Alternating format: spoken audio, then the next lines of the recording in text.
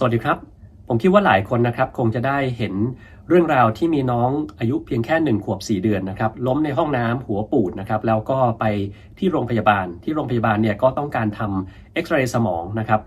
ให้ยานอนหลับเพื่อที่จะทำเอ็กซเรย์สมองได้ทีนี้ก็ดันไปหยิบยาผิดเป็นยาที่เป็นกรดนะครับให้น้องเขารับประทานเข้าไปแล้วหลังจากนั้นเนี่ยน้องเขาก็ไม่ปกตินะครับคือมีอาการโดนเผาไหม้ในทางเดินอากาศนะครับแล้วก็ในหลอดอาหารต้องย้ายส่งตัวไปรักษาที่โรงพยาบาลรามาธิบดีนะครับวันนี้ผมก็เลยอยากจะเอาเรื่องนี้มาเล่าให้ทุกคนฟังว่ามันมีรายละเอียดอะไรบ้างที่เราต้องทราบนะครับพบกับผมนะครับนายแพทย์ธนียวันเป็นอาจารย์แพทย์อยู่ที่ประเทศสหรัฐอเมริกาเชี่ยวชาญโรคปอดการปลูกถ่ายปอดและวิกฤตบำบัดนะครับสำหรับกรณีนี้เนี่ยนะครับถามว่าทำไมเราต้องให้ยานอนหลับในกรณีที่เราต้องถ่ายภาพเอ็กซเรย์สมองด้วยนะครับเหตุผลก็เพราะว่าเด็กในวัยนี้เนี่ยมักจะดิ้นเวลาที่อยู่ในเครื่องถ่ายนะครับก็จะทำให้ภาพมันไม่ค่อยชัดได้ดังนั้นก็จำเป็นจะต้องให้ยาที่ทำให้นอนหลับทีนี้เขาไปหยิบยาผิดกลายเป็นยาตัวหนึ่งซึ่งมีชื่อเรียกว่า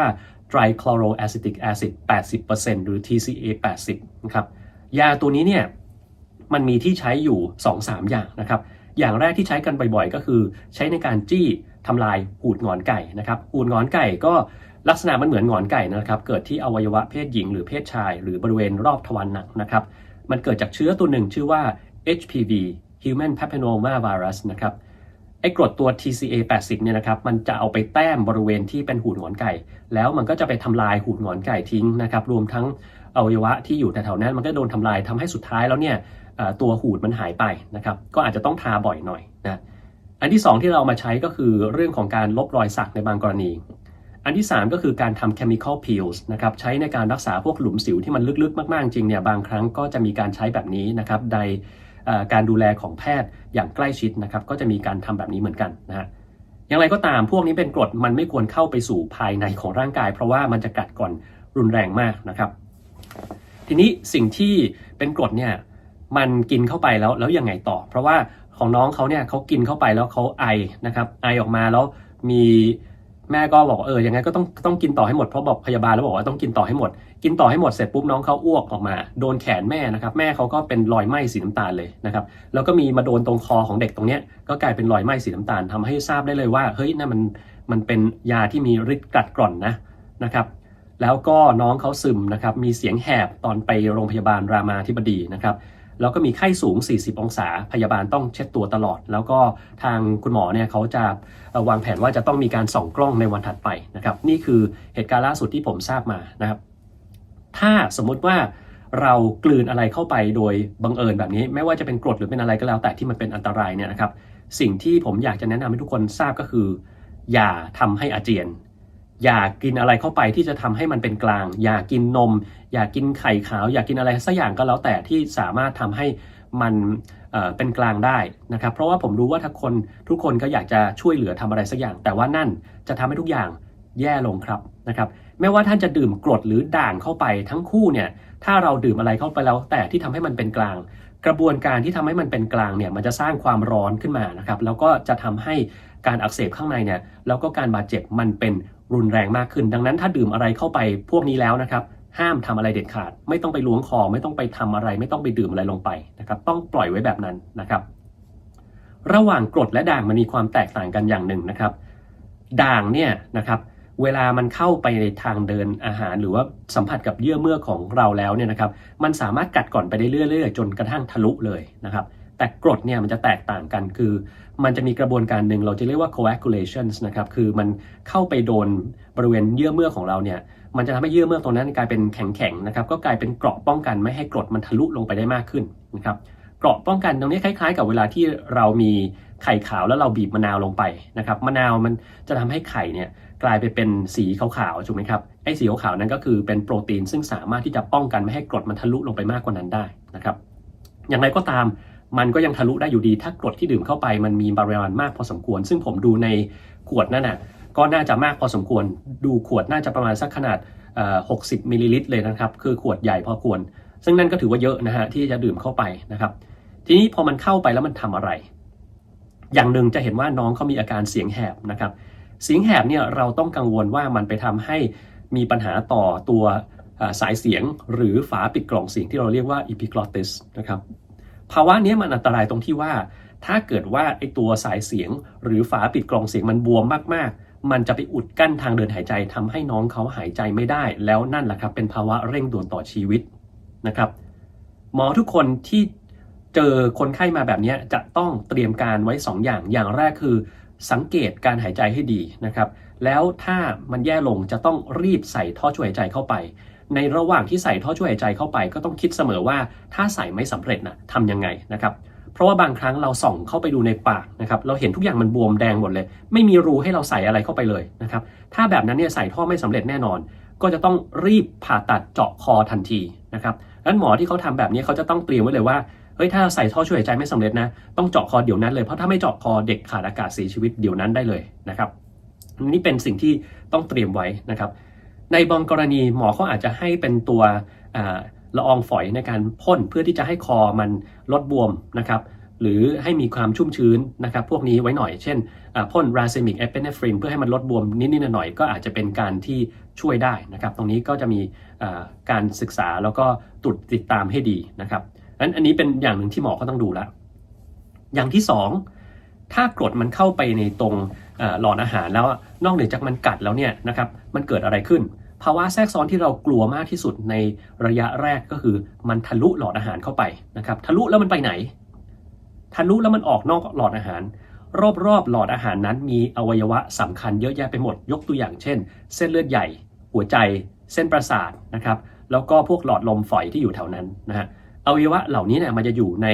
บริเวณอันหนึ่งเรียกว่า mediastinum นะครับหรือขั้วหัวใจถ้ากรดพวกนี้มันทะลุรอดออกไปข้างนอกแล้วมันไปอยู่ตรงบริเวณนี้มันจะยิ่งทำให้ทุกอย่างอักเสบหมดเราจะเรียกภาวะนี้ว่า mediastinitis นะครับแล้วมันอันตรายมาก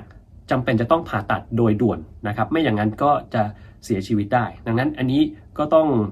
ระวังแล้วก็ดูให้ชัดเจนนะครับโดยตอนแรกหมอเขาอาจจะมีการเอ็กซเรย์ก่อนเพื่อดูว่ามีปัญหาอะไรไหมนะครับ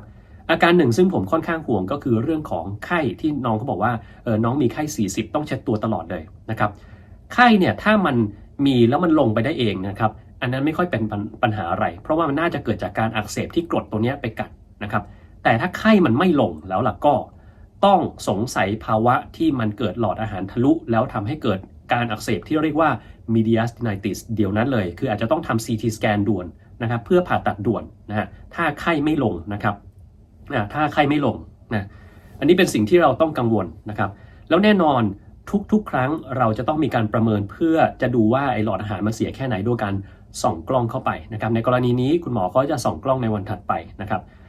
เราก็จะประเมินว่ามันเสียรุนแรงแค่ไหนถ้ามันเสียรุนแรงมากเนี่ยสิ่งที่หมอเขาจะต้องทำก็คืออาจจะมีการใส่ท่อจากจมูกลงไปถึงท้องเราเรียกว่า NG tube หรือ nasogastric tube นะครับท่อตัวนี้มีประโยชน์2อย่างในกรณีนี้กรณีแรกก็คือถ้าน้องเขาสามารถที่จะได้รับสารอาหารทางเดินอาหารได้แล้วหมอก็จะสามารถให้ทางนี้ผ่านหลอดอาหารเข้าไปได้เลยโดยที่ไม่ไปโดนสัมผัสกับหลอดอาหารคือผ่านไอตัวท่อตัวนี้เข้าไปได้นะครับอันที่2ก็คือมันเป็น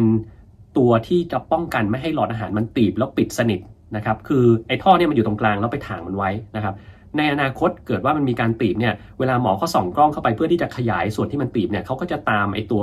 ท่อตัวนี้ไปได้แล้วก็ไปขยายได้นะครับก็เหมือนเป็นตัวไกด์นะครับทำให้เราสามารถรู้ว่าหลอดอาหารมันอยู่ตรงไหนเราจะได้ขยายได้ถูกต้องนะครับนี่คือสิ่งที่หมอเขาต้องทำนะครับส่องกล้องครั้งเดียวก็ไม่พอจะต้องมีการส่องซ้ำที่ประมาณสัก3 อาทิตย์เพราะว่า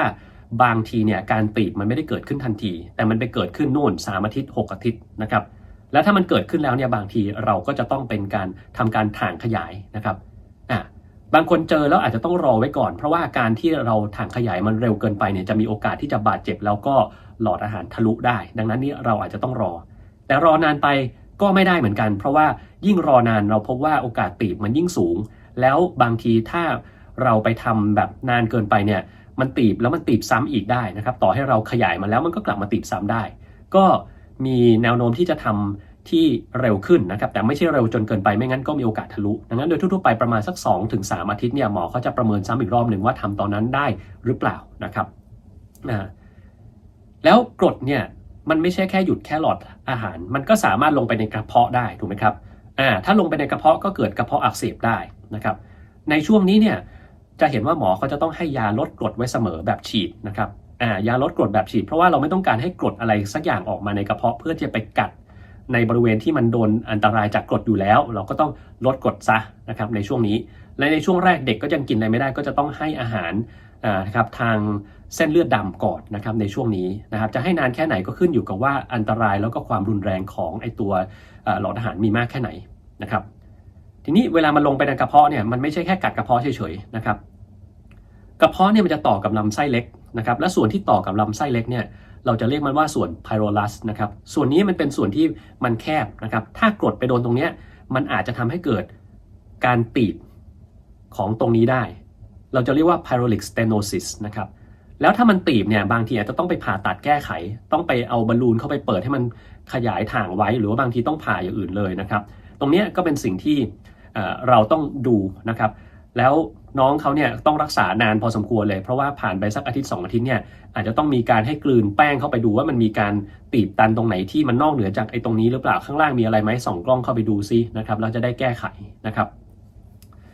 นอกเหนือจากนี้เนี่ยนะครับเรื่องของหลอดอาหารเนี่ยมันเป็นเรื่องที่ไม่ได้จบง่ายๆนะครับเพราะบางทีมันตีบแล้วมันตีบอีกได้นะครับแล้วก็ระยะยาวนะครับในบางคนเนี่ยมันจะมีความเสี่ยงต่อการเกิดหลอดอาหารอักเสบนะครับแล้วก็เสี่ยงต่อการเกิดมะเร็งหลอดอาหารนะครับชนิด squamous cell carcinoma เพิ่มขึ้นนะครับแล้วมันเกิดตอนไหนมันเกิดขึ้นโน่น10 ปี20 30 40 ปีหลังจากเหตุการณ์ได้เลยดังนั้นเนี่ยถ้ามันไม่ได้เกิดขึ้นทันทีไม่ได้แปลกนะครับมันจะต้องดูไปตลอดดังนั้นการเสียหายครั้งนี้เนี่ยความเสียหายครั้งนี้มันไม่ใช่แค่จบแค่น้องหายดีแล้วจบนะครับมันตลอดชีวิตที่น้องเขาจะต้องติดตามอาการพวกนี้นะครับโอกาสเกิดมันมีเหมือนกันนะครับถ้ายิ่งมีการอักเสบรุนแรงจากตัวกรดโอกาสเกิดมะเร็งมันจะสูงขึ้นนะครับก็ต้องมีการตรวจติดตามในอนาคตนะครับบางกรณีหลอดอาหารมันเสียหายจนกระทั่งเราไม่สามารถถ่างขยายมันได้หรือมันถ่างมันตีบอยู่เรื่อยๆก็จะต้องมีการผ่าตัดต่อนะครับเอาลำไส้ใหญ่มาเป็นหลอดอาหารแทนนะครับในคนเหล่านี้ก็แน่นอนมันเป็นการผ่าตัดชนิดหนึ่งนะแล้วเราก็ต้องติดตามอาการดีๆด้วยแหละครับเพราะว่ามันมีปัญหาต่างๆตามมาได้นะครับมันมีข้อโชคดีในเด็กอย่างหนึ่งก็คือว่าเด็กเนี่ยกลไกในการที่จะซ่อมแซมตัวเองเนี่ยดีกว่าผู้ใหญ่เยอะมากดังนั้นโอกาสที่มันเป็นอะไรเนี่ยเขาก็จะโอกาสหายได้ดีกว่าผู้ใหญ่เยอะนะครับก็หวังว่าน้องก็จะเป็นกรณีแบบนี้จะได้ไม่ต้องมากังวลอะไรทีหลังนะครับในช่วงเร่งด่วนตอนนี้เนี่ยนอกเหนือจากเรื่องของทางเดินหายใจเรื่องของต้องส่องกล้องเข้าไปประเมินนะครับเรื่องของการให้